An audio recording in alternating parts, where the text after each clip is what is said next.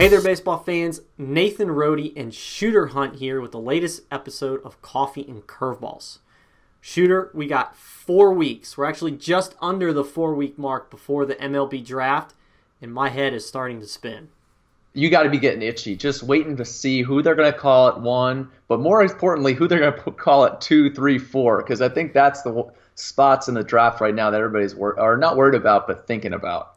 I was at a game recently, and I was talking to a scouting director, and I was like, I think Casey Mize has really separated himself, and then, from 2 to X number, you could just draw him out of the hat, and he goes, well, gee, thanks, we pick at X number that I had thrown out at the end there. So it definitely is pretty muddled. I've been on the phone with David Seifert talking about the PBR draft board, which, by the way, has been updated. So jump on the site and take a look at that.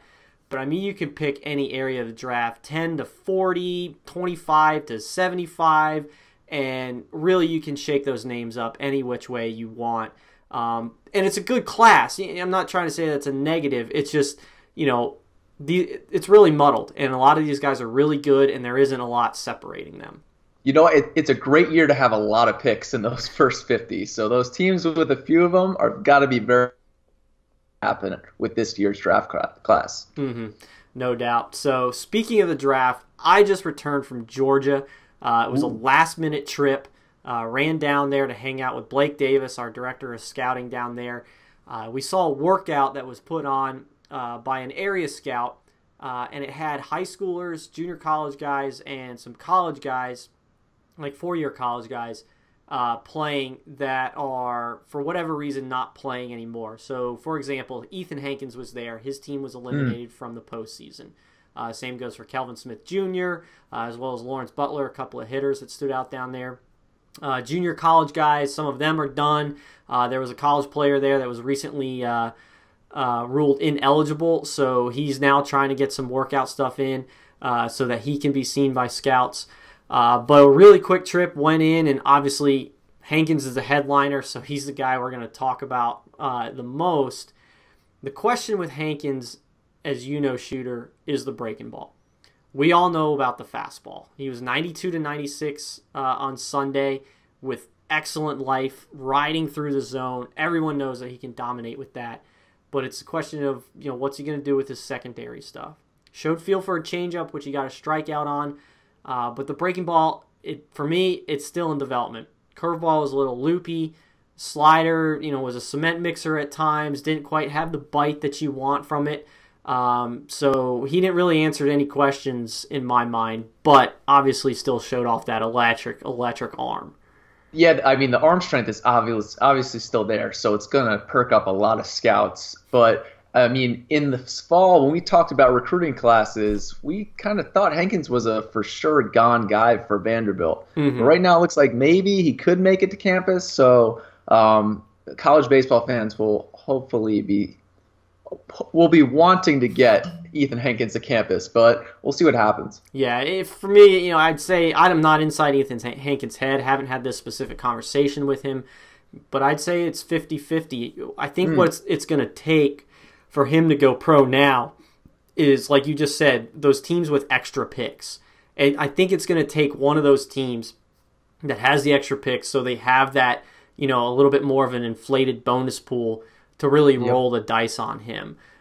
So we'll see how it plays out. We've got 4 weeks to go. I imagine that he's going to get back out there, in the next couple of weekends and try to throw some more bullpens, and he'll probably go to some private workouts as the draft gets a little bit closer. It's interesting you talk about Hankins, but on the flip side, where Hankins is just pure arm strength coming at you, Landon Marceau, a kid from Louisiana who you got to see, you're talking about a 4-pitch mix with feel for each of them. Mm-hmm. Yeah, he did, and he showed the feel for the stuff. What's crazy is I think Trey Sofio, our Louisiana director, just texted both you and me last week and said that Landon Marceau's final season strikeout to walk ratio was like 76-4. The crazy thing is, if you add in that workout, I saw walks 5 and 6 on the season for him. Oh wow! He didn't show the command that we're used to seeing out of him. He was a little more scattered. he still showed the stuff. His fastball was 91 to 93. It was a shorter outing, so that's not the velo that he's really been sitting with, full game all season, but it's in there. Had some life to the fastball, arm side. Spun downer curveball, which we'll talk a little bit more about later. But feel for the changeup. I think he may have flashed his little cutter slider in there.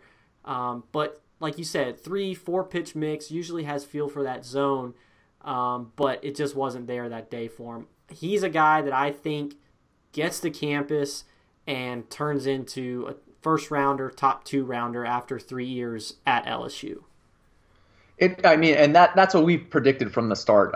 Just with this class being so loaded, especially with right-handed pitchers and high school pitchers in general, Landon Marcel looks like that type of guy that gets to LSU and immediately wins as soon as he steps on campus. And no LSU's got their fingers crossed to get this big 18 class on campus. We're going to talk about some more of their guys in a little bit. Couple more quick standouts from that Georgia workout. Justin Robleski and Cooper Stinson both looked really good. They're guys I still think get to campus. Robleski, for me, it's good stuff, but this class is so deep in pitching, I don't know if it tilts the scales toward him going to pro ball now. Fastball range from 87 to 91 for me. Flashed a hard slider, 80 to 81, and a swing and miss changeup that was 85 with some kind of hard run to it. Which was a really good good pitch. Yeah, he threw that changeup, and that got some from the crowd of scouts that was behind the plate. So it was a good pitch. But Stinson is committed to Duke, so obviously the education and the status of that school with academics comes into play. Not to mention his brother is a Graham Stinson who is at Duke currently. So I think he'd be a tough sign because of Duke's academics, but also the ability to play with his brother again. But Stinson, big frame, strong kid, looks like he can probably, get to Duke, get in the weight room, get on, a nutritional plan and kind of firm that body up. And then he's sitting 90-93, and it's a heavy fastball. But then we saw a wipeout slider from him. It was 85 to 87. Sounds like it hasn't been that consistent through the spring.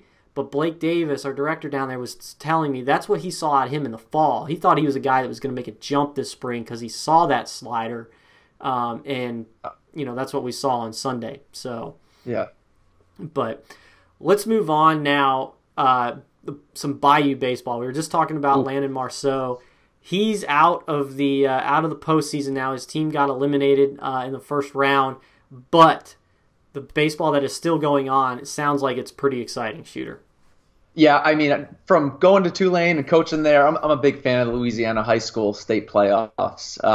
And right at the top, John Curtis, a school that you got to see at NHSI earlier this year, really talented program and team this year. Top to bottom, the lineup can really hit. But I think he may not be the top prospect in Louisiana, but he's the best hitter in the state, Cade Beloso. He's an LSU commit. Left-handed hitter. I swear, Trey Sofio texts me every week that he's hit a home run or he hit a ball off the scoreboard or he hit a double. Beloso's just been pretty much unreal for the last 2 years for that John Curtis team. And he's one that I always tell you about. You go to LSU, they put on the jersey, those kids from Louisiana, and it's like Superman putting on the cape. All of a sudden, they're able to hit anything. The box it's like 290 all the way around for them. And especially a guy like Beloso, who I think they can surround him with some big names from all over the country, and he's going to be the guy that just continues to hit. So he's done a good job for them. And, the first pitch Trey saw at the first state game, he takes deep. Yeah, ends up driving in 5 runs. He's exactly going to be that guy that we talk about being a college performer. He's going to get to campus, and he's just going to hit, and he's going to hit with power. Like you said, I saw that team at NHSI, and that whole lineup can really hit. And in that extra inning game against Green Hope, where the winner was going to go on to the final to face Orange Lutheran, every time Cade Beloso came up, I got on the edge of my seat, pulled out the phone, and started videoing because I was like, walk-off bomb. Or I think maybe they were a visiting team, so maybe it would have been a go-ahead home run. But I was waiting for it the whole time. He's like, when he's at the plate, it's a ticking time bomb. Yeah, he's cool and relaxed at the plate, and it's just a real nice stroke. And he's got, obviously, that juice from the left side. But another guy from that John Curtis team, their top arm, another LSU commit, is Will Rapole. Right-hander, 87 to 91 with the fastball. In their first state game, kind of struggled a little bit with the command of the fastball, but throughout the year, it's been unreal numbers. You talk about Trey telling us about Landon Marceau. He also sent us Will Rapole's numbers, which are phenomenal as well. Yeah, and a legit two-way player, too. Oh, without a doubt. He can really swing. Good athlete. When I saw him as an underclassman, that's what I loved the most about him. Really good athlete, but I think Coach Maneri is going to love when he gets to campus because he has that slider and the feel for it to throw it whenever he wants. And he's a guy that, again, Louisiana kid putting on that LSU jersey, who at the box in a big SEC game, you can count on late in games to come in and get outs and swings and misses on his own. So Will Rapole having a great year, going through that Louisiana high school state playoffs. I'm sure those guys are waiting for their chance to get down Lake Charles way for that state final. Yeah, no doubt. So, Shooter, you were just back on the East Coast. We can see by the map behind you, you're back home in Portland, Oregon. But you were in the East, and you got out a little bit. Tell us about Tate Ballestero and what you saw out of the UVA recruit. So I was really excited. I got a chance to go out and see Ballestero hit. I was hoping to see him catch because he's a catcher by trade, switch hitter during the high school season, only hitting left-handed. But he played shortstop on this day. He's about 6'3", 205, long athletic body. I mean, his limbs his hands almost hang down to his knees. But behind the plate last summer, really liked the way he received. Catch and throw guy, really strong arm. But on this day, it was the bat. Left-handed, he was just hammering balls. I'm getting videos, putting it on Twitter, and it's like, another one, another one, another one.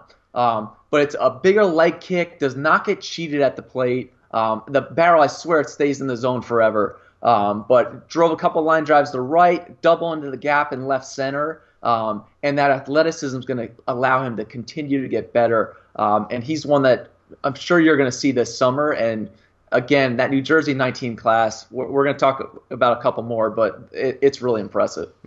It certainly is. And it sounds like there's a guy making some noise, a 2019 out of Ohio in Mac Anglin. He's committed to Clemson and had a pretty good start recently that is generating some buzz, I guess. Yeah, we're talking about those long limbs again. Mac Anglin's 6'5", and his legs almost go up to his chin. So he was up to 93, worked a lot, 89 to 93 in this outing. It's a long, loose arm, and the ball comes out nice and easy. It's got life in the zone. He's really made that jump from last year to this year, and we talk about it all the time.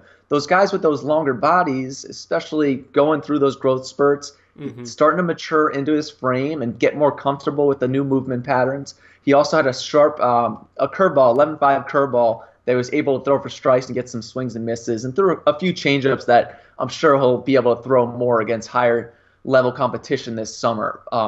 But he's a guy that I think this summer could catch that helium, like in Austin Becker in Ohio for this year, who continued to get better throughout his high school career. But Anglin's the guy to watch in Ohio this summer. And then finally, one more update on a player for not to be confused with the recent #1 overall draft pick in the NFL, but Blake Mayfield, not Baker Mayfield, Blake Mayfield, I guess recently stood out as well. And who has the higher ceiling, Baker or Blake? But that's a great question.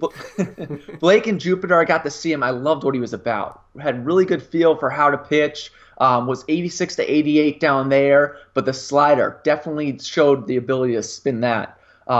And the one thing I wrote down in my notes is this kid's going to make a jump. His dad's a big guy, broad shoulders. You could just see Blake's going to continue to get more physical. And lo and behold, state playoffs hit. Blake Mayfield's 87 to 91 in Texas. Another shocker, Texas guy throwing some heat. But didn't have as good command of the fastball in this outing, but his feel for that slider and the ability to get some swings and misses and put it in the zone and out of the zone is something to watch. Again, Rhodey, moving into the shoot, I only have these 19s for another month before I pass them on to the draft class.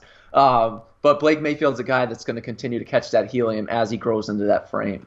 Excellent. Well, I'll certainly be keeping an eye out for him this summer as well as Anglin moving forward and Ballestero. So before we wrap up here, we've got a couple new additions to Coffee and Curveballs that we're going to try to keep up as we go with a new episode each week.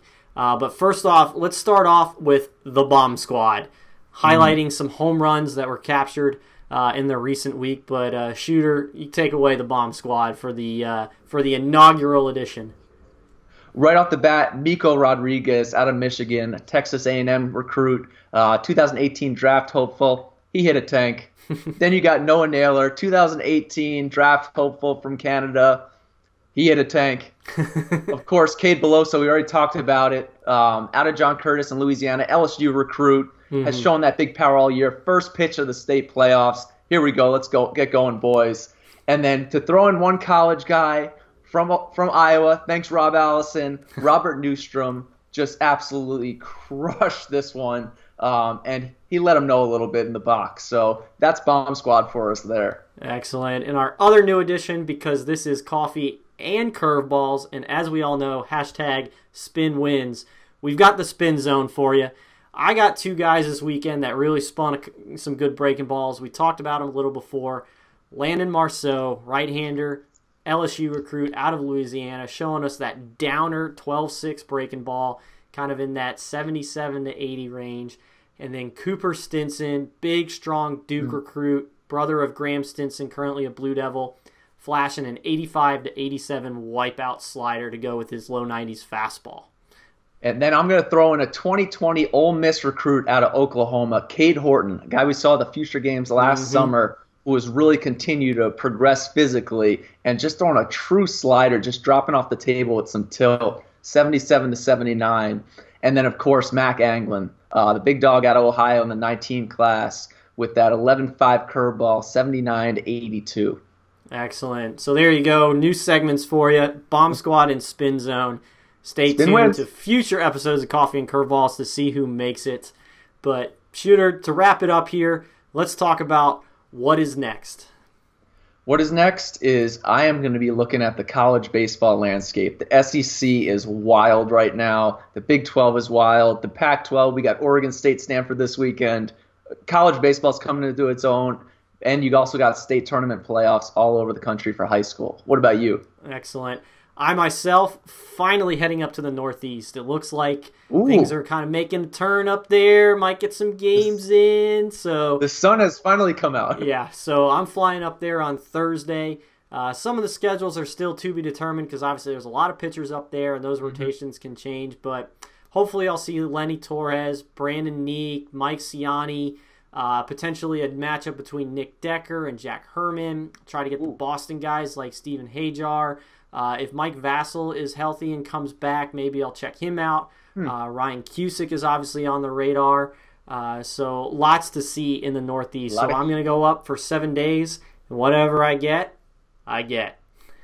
So we'll look forward to seeing it next week. Excellent. So yeah, stay tuned for episodes of the Road Show from the Northeast. And we'll obviously talk about what I see on ensuing episodes of Coffee and Curveballs. So, like I said before, the PBR draft board's been updated, so be sure to check that out on prepbaseballreport.com. We'll talk about that more in a podcast with David Seifert. Shooter and I obviously doing the Roadshow podcast, going more in depth with a lot of things we talked about here on Coffee and Curveballs, as well as other topics, is on the site. So jump on, take it all in. But as always, for Shooter Hunt, I'm Nathan Rohde. This is Coffee and Curveballs. And until next time, we'll see you guys at the ballpark.